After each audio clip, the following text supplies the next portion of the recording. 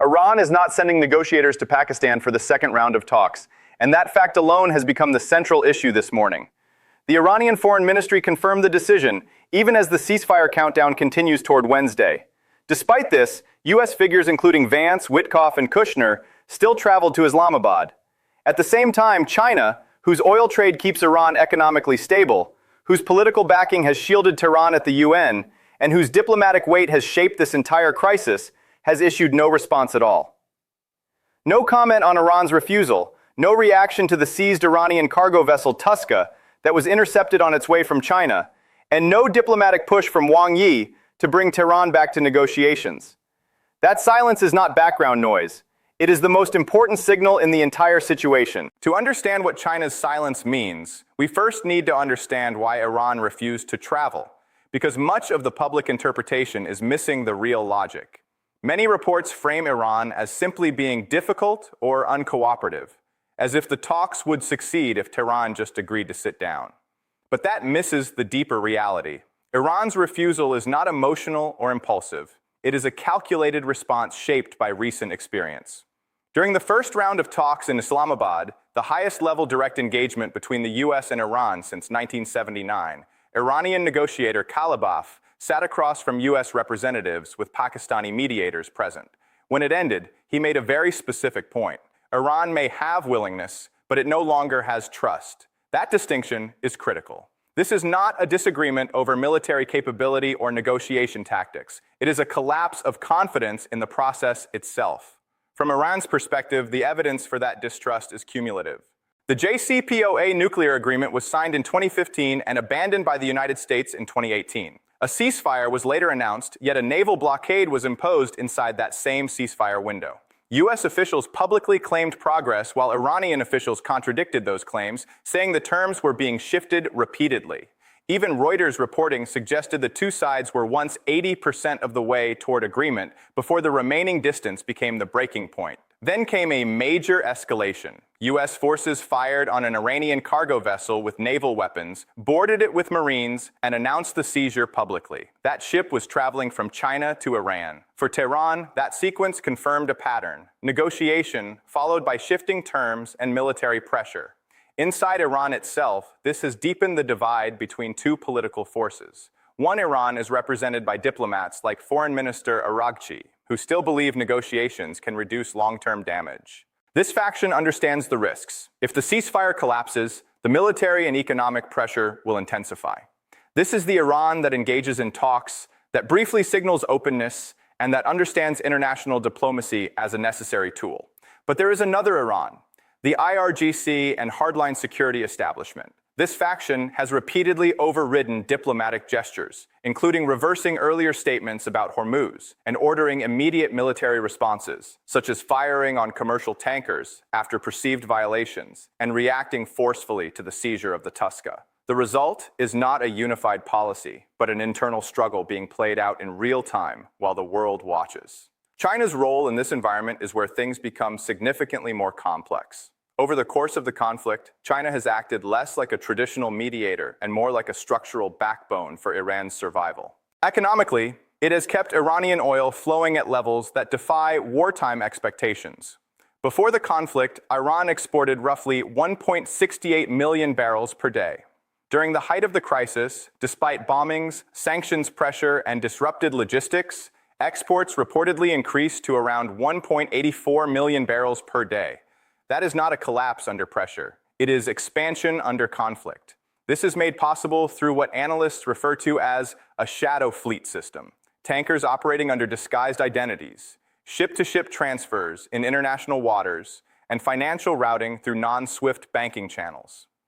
Chinese customs data reflects almost no direct imports from Iran, yet at the same time, Malaysia's reported crude exports to China exceed its own production capacity by more than 1 million barrels per day.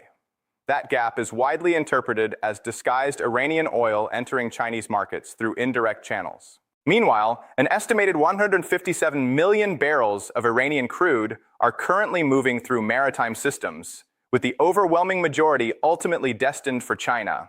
The enforcement architecture around the Strait of Hormuz has been designed in such a way that these flows remain largely unaffected, because disrupting them would escalate tensions directly with Beijing. This is where U.S. enforcement strategy becomes politically constrained.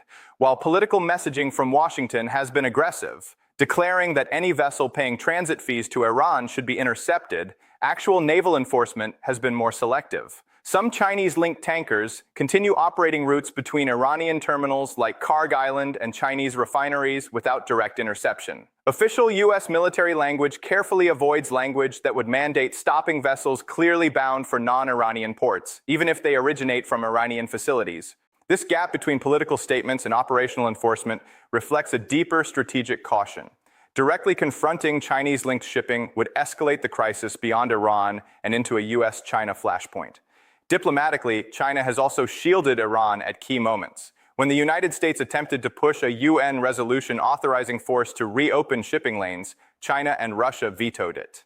At the same time, intelligence reports suggest Iranian forces have used Chinese commercial satellite data to track U.S. military positions across the region, including bases in Bahrain and Saudi Arabia. This creates an unusual dynamic where China is simultaneously an economic lifeline, a diplomatic shield, and indirectly a technical enabler in the broader conflict. Yet despite all of this involvement, China's response to recent escalations has been silence. When Iran briefly reopened Hormuz after diplomatic pressure from Beijing, oil markets reacted immediately and prices dropped. When the United States maintained its blockade, Iran reversed course and reinstated restrictions. When a Chinese origin vessel was seized and Iranian forces retaliated, Beijing did not issue a public statement. Even after direct diplomatic engagement earlier in the week, where Chinese officials reportedly urged Tehran to reopen the strait, there has been no follow-up after Iran declined to attend the next round of talks in Pakistan. That silence is not neutrality. In international politics, silence from a major power is a signal in itself. The question is how it is being interpreted on the ground. For Iran, China's silence likely reads as conditional distance. Support exists, but only within certain boundaries. When Iran follows diplomatic guidance, China engages. When it deviates or escalates independently, Beijing steps back publicly. For Washington, the silence suggests caution. China is avoiding direct entanglement in enforcement actions involving its shipping networks. And for regional actors, it signals something even more important, that China is watching outcomes rather than shaping them overtly at this stage. What emerges from all of this is not a simple breakdown in talks, but a layered system of trust, dependency, and strategic calculation. Iran is not refusing negotiations randomly. It is responding to a pattern it believes has been proven over time. China is not absent. It is selectively present, shaping outcomes through economic and structural influence rather than public confrontation. And the United States is operating in a constrained environment where every enforcement action risks widening the conflict beyond Iran itself. In that context, Iran's refusal to travel to Pakistan is not just a diplomatic decision. It is part of a larger recalibration of leverage. And China's silence is not empty. It is information. China's silence, in this context, is not the absence of a position. It is a calculated position in itself. It is the kind of silence that comes from a partner who is still purchasing Iranian oil, still blocking UN resolutions against Tehran, still supplying the economic support that allows Iran to reject pressure without collapsing. And just as importantly, it is the kind of silence that costs China less than speaking out, because the moment China speaks, it becomes directly accountable. If Wang Yi were to publicly condemn the U.S. seizure of the Iranian vessel Tuska, he would effectively confirm that the ship was operating within a Chinese-linked supply chain. That would immediately raise questions about the extent of China's involvement in Iran's export network. If instead China were to call Tehran and push it back into negotiations, it would also inherit responsibility for the outcome, especially if those talks fail again. Either way, Beijing would be pulled deeper into ownership of a conflict it prefers to influence indirectly rather than control openly. So the calculation becomes simple. Speaking increases exposure, silence limits it. Iran reads this silence clearly. From Tehran's perspective, if its key economic partner is not objecting, then its current stance is within acceptable bounds. In other words, China's lack of response becomes a form of quiet validation. It signals that Iran can remain where it is, refusing talks, maintaining pressure, and keeping its leverage intact. without risking immediate economic or political abandonment from Beijing. This is not accidental silence either. China has the institutional ability to respond quickly, its foreign ministry holds regular press briefings, and the Tuska incident was widely reported within 24 hours. If Beijing had wanted to issue a warning or correction, it had both the timing and the platform to do so. The fact that it did not is itself a strategic decision. Silence, in this case, is being used as a tool rather than a gap. The logic behind this becomes clearer when you consider China's broader interests. If Iran eventually reaches a comprehensive deal with the United States, one that stabilizes the region, lifts sanctions, and restores normal trade channels, then Iran would no longer be dependent on discounted crude sales to China. A normalized Iran would re-enter global markets and regain pricing power, which would directly reduce China's leverage as a primary buyer of sanctioned oil. At the same time, a successful U.S. brokered resolution would also reinforce American diplomatic influence in the region and potentially weaken China's economic foothold. From that perspective, a prolonged but contained conflict can actually serve Beijing's interests better than a clean resolution. As long as the situation remains unstable but controlled, China continues to benefit from discounted energy flows, expanded trade flexibility, and growing influence in a region where U.S. attention is tied up in crisis management. Analysts have even described this dynamic as China benefiting from managed tension, not chaos, but controlled instability that keeps key partners dependent. Another factor shaping China's restraint is timing. A high-level U.S.-China summit is scheduled for mid-May, where trade, technology, and regional security issues are expected to dominate the agenda.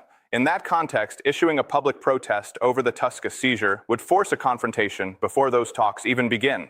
It would escalate tensions at exactly the moment Beijing has an incentive to keep diplomatic channels stable. For China, preserving that summit carries more strategic weight than defending a single vessel in public. Meanwhile, the United States argues that its pressure campaign is producing results. From Washington's perspective, the blockade has already turned back dozens of ships, reduced Iran's revenue streams, and pushed Tehran closer to negotiation frameworks in earlier rounds of talks. American officials point to conflicting signals within Iran itself, where one part of the government publicly rejects negotiations, while another signals willingness to attend. This internal contradiction is often interpreted as evidence that pressure is working. There are also diplomatic signals that suggest negotiations are not fully dead. U.S. envoys continue traveling to mediating countries such as Pakistan, while regional intermediaries shuttle between capitals trying to preserve communication channels. Some reports suggest that even after public rejection, Iran has previously reversed course and rejoined talks with larger delegations than expected. From this perspective, the current refusal may be part of a negotiation cycle rather than a final break. However, this optimistic interpretation runs into a structural limitation. Every increase in external pressure has produced movement only up to a point, after which Iran has stopped yielding further. The reason is simple. Iran's external lifeline, primarily through Chinese oil purchases and indirect trade networks, cannot be fully severed by U.S. enforcement alone. That means the economic cost of resistance never reaches a level that forces unconditional compliance. As long as that lifeline exists, Iran retains enough financial stability to endure pressure without collapsing. It may not be comfortable, but it is sufficient. Enough to continue rejecting talks at times, enough to escalate at others, and enough to maintain a dual-track strategy between diplomacy and confrontation. This is the underlying tension shaping the entire situation. The United States is applying maximum pressure to force negotiation, while Iran still has access to enough external economic support to avoid breaking under that pressure. And China, by maintaining silence while continuing its economic role, sits at the center of that imbalance, benefiting from the flow of resources while avoiding direct political exposure. That is why this silence matters. It is not passive. It is strategic restraint in a system where speaking changes obligations and silence preserves flexibility. The country that effectively holds Iran's economic lifeline said nothing when that lifeline was tested, and that absence of response is now becoming one of the most important signals in the entire crisis. As we approach Wednesday, there are 3 key indicators that will reveal more than any official press briefing. The first is whether China comments directly on the Tuska incident. Not general statements about peace or vague warnings about escalation, but a specific reference to an Iranian-linked vessel that originated from China and was seized by a U.S. warship. If Beijing remains silent on this, it means ambiguity is serving its interests better than confrontation. If it speaks, it means the event has crossed a line China can no longer ignore without political cost. China's foreign ministry holds daily briefings, so the real signal is not whether they have a platform to respond. It is whether they choose to use it when directly questioned. The second signal is whether Wang Yi contacts Araghchi again before Wednesday. His last intervention pushed Iran toward temporarily opening the Strait of Hormuz, which was followed quickly by a reversal. If another call happens before the deadline, it would suggest Beijing is actively trying to steer the situation toward a negotiated outcome rather than a prolonged stalemate. It would imply that China now sees a controlled agreement as more valuable than ongoing disruption in energy markets and diplomatic uncertainty ahead of the upcoming May 14th summit.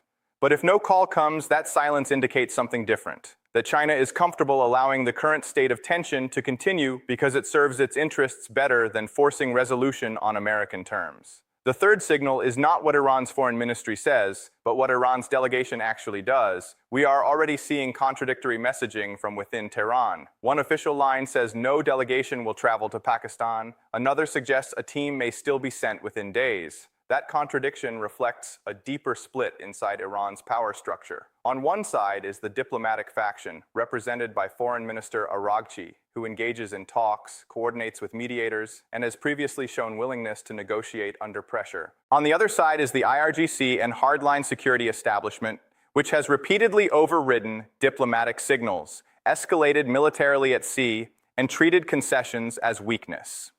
The gap between these two positions is not confusion. It is internal competition over strategy. If an Iranian delegation does arrive in Islamabad despite the official announcement, it would indicate that the diplomatic faction still has enough influence to keep negotiations alive through back channels. If no delegation appears by the deadline, it signals that the hardline faction has taken control of the decision-making process, making escalation more likely as the ceasefire expires. At that point, the situation shifts sharply. Wednesday becomes not just a diplomatic deadline, but a structural turning point.